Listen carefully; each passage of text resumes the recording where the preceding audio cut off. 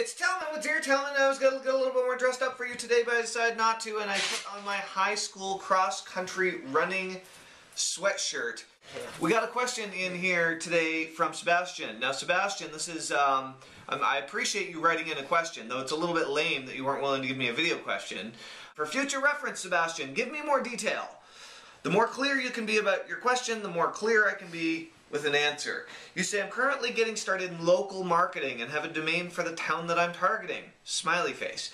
And will be renting out the domain and super duper website, which might include a nice opt-in form in a good position too? Question mark. Now, I'm wondering how I might implement a good list building strategy and a way to monetize the list for the client so I can sell him the service and he will profit. Sebastian, well, Sebastian, it's hard not having any context for what type of business it is that you're trying to build a site for. Because there are so many different tactics and strategies and methodologies and ways to build a highly profitable list for a local business. I mean, it's an incredibly powerful thing. One of the biggest frustrations that I've had is knowing local business owners who come to me and say, oh, we're not making as much money as we used to. You seem to be doing well. What should I do? And then I tell them and they do nothing.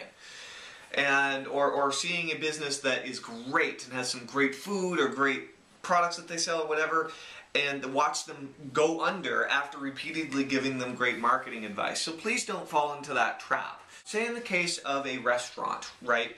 A great way of building a list for a local restaurant actually doesn't happen on the website necessarily. There is this great restaurant called California Tortilla. It's a fast food chain where they started putting flyers up all around their restaurants because on days that it snowed or days that it rained, there was no business. There was minimal business. They put up these brightly fluorescent colored flyers all over the restaurant.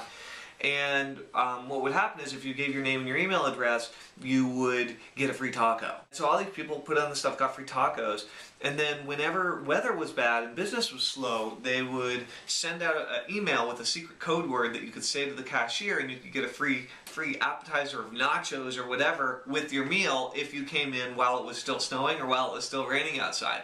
So they turned what was their slowest time of year, slowest time of the week due to weather, that they had no control over whether or not there was bad weather, right? This was outside of their control, and turned it into their most busy day of the week or the month, right? So this is one methodology that you could apply the philosophy of in building a business or building a database.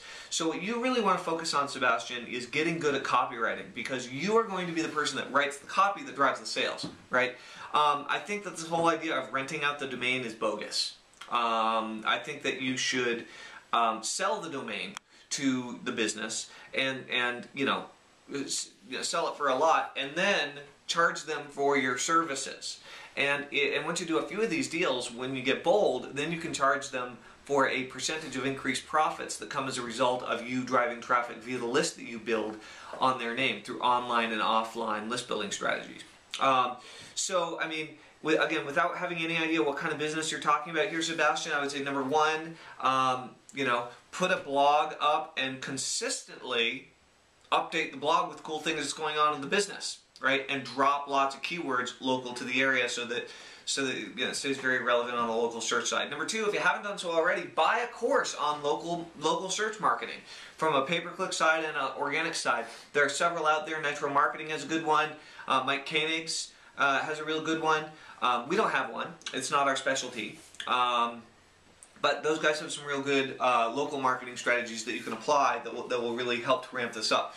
Putting a blog up, having a pop-up, Lightbox pop-up on there to get on the VIP list, to get something really cool on a regular basis, similar to what I just explained with the California Tortilla example, is a great way to start building a list. And then again, you get paid based on reoccurring thing. You be really clear on how much work you're going to do, what you're going to be doing, so on and so forth. You set up the feeder systems, you drive the traffic, and get paid, and then ultimately down the road you'll get paid as a percentage of profits. And so you'll be working with more and more lucrative businesses, which is the last thing. Is I would say focus on lucrative businesses, focus on lawyers, focus on specialists as far as doctors are concerned, focus perhaps on dentists, but don't go with a business that's just barely scraping by. You want to go with a business that's already thriving, and you want to pop them up to the next level. So, Sebastian, I hope this was helpful. Next time you ask a question, get more detailed. This is Tellman with Dear Tellman saying, ask a video question below,